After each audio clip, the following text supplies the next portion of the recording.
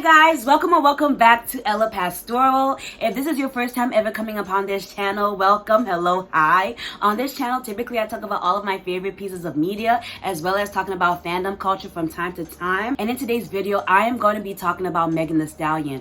I don't know if you guys can see this t-shirt that I'm wearing, but this is the t-shirt that I got last night from attending Megan's concert. And literally just seeing her in person really inspired me to make this video. So here we are. Today we're going to be talking about Megan Thee Stallion. But before I can begin really rambling about my feelings surrounding Megan Thee Stallion, I really want y'all to peep my makeup and specifically peep my lashes. I got these from my friend Hariana Hook's shop. She has a bunch of cute fandom related stuff, and if you're watching this video, you'll probably really enjoy it. I'll be including the link in my description box for y'all, but let's get into what y'all really here for, and that's me talking about Megan Thee Stallion. So like I said, I went to Megan Thee Stallion's concert last night, and I just felt like I had so many strong emotions. This is not a scripted video. It's literally just me getting in front of my mic, putting on my makeup and just talking, because I really feel like there are just so many things about Megan Thee Stallion that I want to talk about, specifically as it relates to her as a black girl in fandom and how black women are just treated in our society. Do you guys ever wonder why I don't post more controversial stuff or make longer form videos? Well, this is why. Because of YouTube and the K-pop stance particularly, I got my first ever channel strike. And you might think, damn, what did you do to make them that mad? Well, I still don't know. And even though I appealed it, YouTube said we don't care. And that's why I aggressively want to plug in my Patreon page. Patreon is a website that practically allows creators like me to post their more controversial stuff without YouTube and all of the other sky daddies getting mad at them. So I want to tell you guys all of the fun perks you can get if you subscribe to my Patreon page at Ella Pastoral on Patreon. There is a bunch of things that I particularly give my Patreons, from being involved in polls, as well as having early access to my videos, and I am going to be working on more exclusive videos that I cannot post on YouTube because YouTube hates me.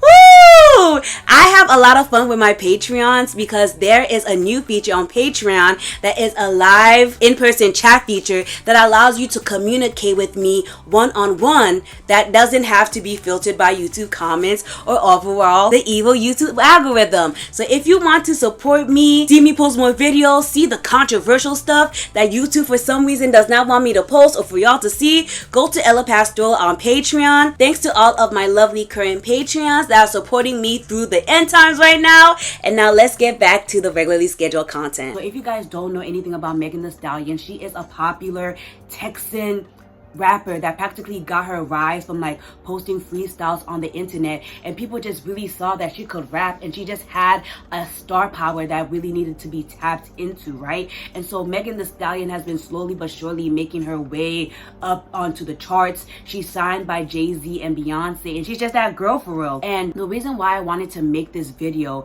is that Megan Thee Stallion is literally what I say is a black girl in fandom, and the way y'all have been treating her in these last couple of months really goes to show you how hard it is to be a black girl in fandom. So if you guys don't know, Megan Thee Stallion has always stood 10 toes down on the fact that she is a nerd. I know in like, let's say the early 2000s, being a nerd was like, I don't even want to say this, it was low-key a derogatory term. Like if someone called you a nerd, you put your hands up and be like, ah! But nerd culture has practically gone past that if you call yourself a nerd or say you have nerdy interests, nobody will bat an eye. I mean, with the fact that everybody was watching Game of Thrones, like, you couldn't really be shamed for being a nerd anymore because that was the hot button thing to do. And so back all the way in high school, Megan would be having these interests like a whole lot of us were.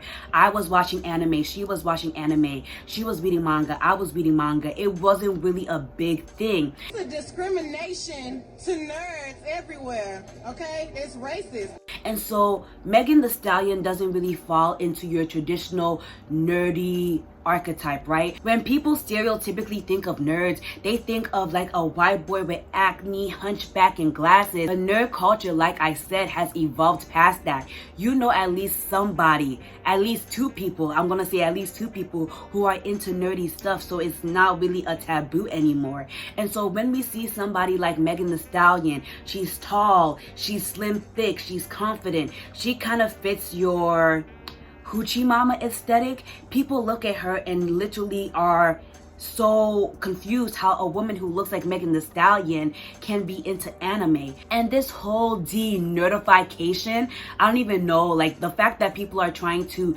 de-nerdify Megan Thee Stallion, it kind of goes into respectability politics a little bit for me. People look at a woman like Megan Thee Stallion, they get so confused how a woman like that, who is a rapper, a black female American rapper, can possibly be into anime. Like anime as of 2024 is such an obscure concept hidden in a vault somewhere in a mountain that no one can reach.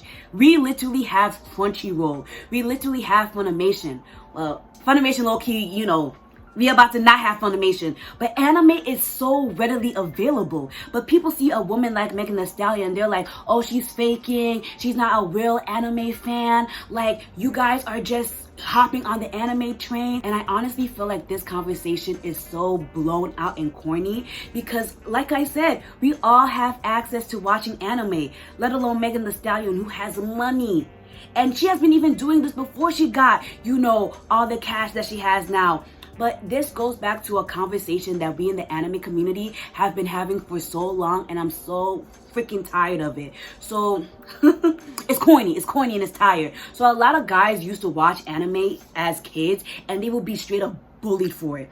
As someone, I'm telling you, man, when I say I'm a black girl in fandom, I've been a black girl in fandom since youngin'. That's because my parents didn't allow me to do anything. So I would have to be in the books and it just be manga. I would have to be on the internet in order to get some type of socialization. So I've been true to this, right? So a lot of dudes, they have a lot of built up childhood resentment because people used to bully them for being into anime. And I honestly get it. I used to bring manga into class and I would read it during class because it's a mess, but I was in classes that wouldn't academically challenge me, so I wouldn't have to really study or nothing to get good grades. I was just there. But people would literally steal the manga out of my hands and be like, oh my gosh, what are you reading? Like, what is this?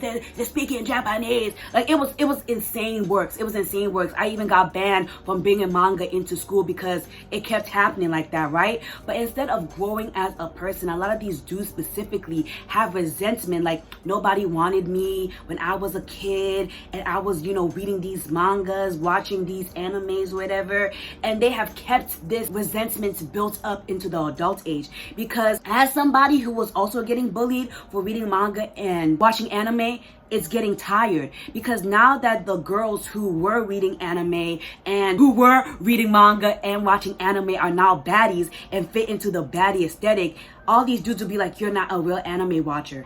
I honestly thought this was a played out conversation until it happened to me in real life. Nothing is worse than seeing some online ish get applied to you in real life. I really thought y'all was joking when y'all was saying these dudes will come up to you and quiz you to see if you're a real anime watcher. But that ish happened to me. I remember when I was in the first 2 years of my degree. I'm saying that like that wasn't just 2 years ago, but my friend was trying to hook me up with another dude who watched anime who was also black. Corny. But I was like, yo, y'all are saying he's my type. He was not. He was just a black dude who watched anime. They said, close enough, that's gonna be your dream man. And I was like, yeah, I watch anime. And he was like, you watch anime? Unless I got a spirit possessing me, I feel like on everything I just told you that. And then homeboy started quizzing me.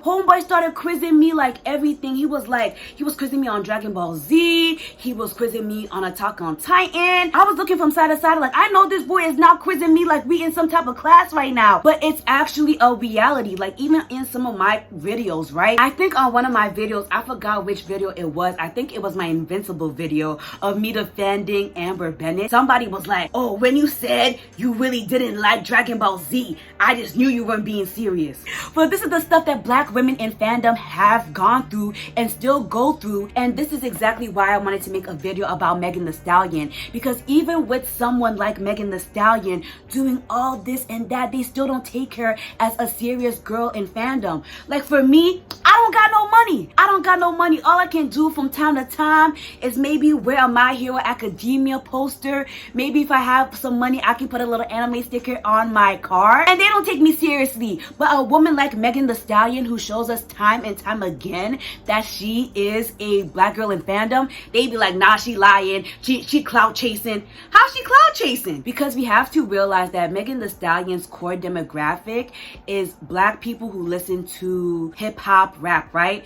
You don't typically associate that audience with liking anime. When you think of people who like anime, you're kind of thinking about the weird weird alternative people, right? That's why I had to bring up, you know, the change in how nerd culture has been perceived. But when you think about people who are hip-hop fans, you don't typically associate that with people who watch anime. Megan Thee Stallion, she just doing whatever the hell she wants to because those are her interests. What clout is she chasing? Like, Megan Thee Stallion cosplays all the time. Like, she cosplays Sailor Moon. She cosplayed Gojo from Jujutsu Kaisen. She even had a cosplay from JoJo's Bizarre Adventures. I'm not really into that fandom or that anime, so I had no idea who she cosplayed. But you can see that girl is actively cosplayed. It isn't like Megan Thee Stallion was really into anime in 2020 and now you don't even see her doing no ish like that. Recently for her boa video, I'm pretty sure she dressed up as the Queen of Snakes from One Piece. So Shawty is really true to this, but people are like, yeah, no, like she's not really serious. And what really got me is she went to Japan. You know how serious of an anime fan you have to be to travel outside of the United States to go to another country so you can really feel the culture that you're really into? Like, Megan Thee Stallion is taking this nerd-ish to a whole nother level because she has money, but y'all still don't take her serious. And another thing that made me know that you guys will never take black women serious when they express their interest is that not only is she a big fan of these animes like My Hero, she stayed talking about it. She dressed up as Todoroki. The people who are actively working on the manga panels of My Hero use Megan Thee Stallion as inspiration for Miracle, the bunny hero. So I'm like, if y'all don't take her seriously, y'all not gonna take the people who are working on the manga seriously? We have to be a serious people, y'all. And I seriously wasn't going to make this video because I was like, y'all are unserious, but it just keeps happening. And I don't know what Megan Thee Stallion can do to prove to y'all that she's real about it. She cosplaying. Y'all don't understand how expensive it is to cosplay, how tedious it is. Like, you can really tell my girl is serious, but what really just pissed me the hell off was, I don't even want to mention the fandom because y'all know how they get, but there is a certain that just hates to see Megan Thee Stallion win. They just hate to see her doing anything. So Megan Thee Stallion released her visuals for the Boa music video, and she was just having so many references and homages to all of the fandom things she liked. I think she had a Street Fighter reference as well, and like I said, she had the One Piece reference in there, right? Somebody decided to screenshot, God forbid, hey! Somebody decided to screenshot her Queen of Snakes cosplay from that music video and compared her to Nicki Minaj and was like, Megan Thee Stallion can never have an original thought. All she wants to do is be Nicki Minaj. And they compared her Queen of Snakes cosplay to Chung-Li. Every day I beg y'all to be so serious. They were like, Megan Thee Stallion wants to be Nicki Minaj so bad. Look at the fact that she's cosplaying an Asian character just like Nicki Minaj. We are in two different planes of adventures because, guys, come on. Like, I don't even know how to articulate my words because it really just pissed me off so much. Like, Chung-Li and the Queen of Snakes, like come on. Like, come on. It doesn't even make sense. One is an animated character from a video game and one is literally from an anime. And if you literally look at Megan Thee Stallion's track record of her cosplays, it really is giving what the hell are you talking about? As my main thesis of this video states, y'all do not take black women in fandom seriously. Like, it is just such a mess. Like, I don't know. But I had a great time at her concert. Her concert was great, and it really just is so exciting to see a black woman like that just living in her truth, because Megan Thee Stallion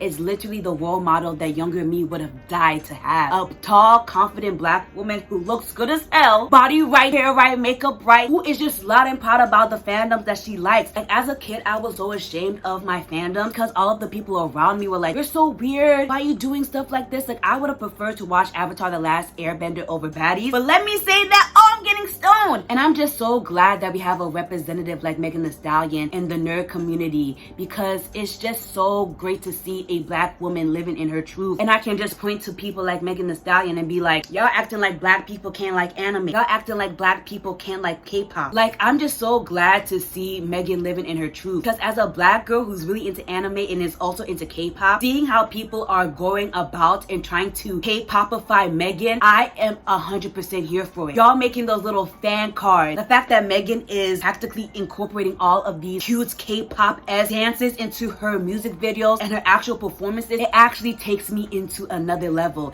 because I always tell my best friend this, but I am really into K-pop girl groups, but specifically the girly K-pop girl group, and Megan Thee Stallion exemplifies that so much. Like, the little bunny dance that she did in the Boa music video was so cute, and seeing it in live action was actually the best. And I want y'all to keep doing that. Keep making your fan cards. Low-key, if we could get a chant If we could get one of those K-pop chants for her concert, I'm not gonna lie, I'ma be 100% here for it. And like, if we could, you know, really take some of that K-pop fan culture and bring it to the hotties, I would be here for it too, because like I said, I got merch. But if my girl was selling like band sticks or whatever, I might have to spend a couple bands. I'm not gonna lie. And yeah, thank you guys for getting to this point of the video. It seriously means a lot. I've been wanting so hard to talk about Megan Thee Stallion, and a lot of my mutuals have been making really good videos about Megan Thee Stallion, like this video right here that talks about Megan Thee Stallion and her grief and how black women are treated when they are grieving. But I wanted to talk about her and her part in black girl fan culture. And yeah, if you like this video, please hit the thumbs up button. It really helps support the channel. If you guys want to just have a conversation about your experiences in fandom culture, please, y'all know I reply to every comment. It's actually wild. And make sure that you guys hit the subscribe button, and I'll see you guys in the next one. Bye.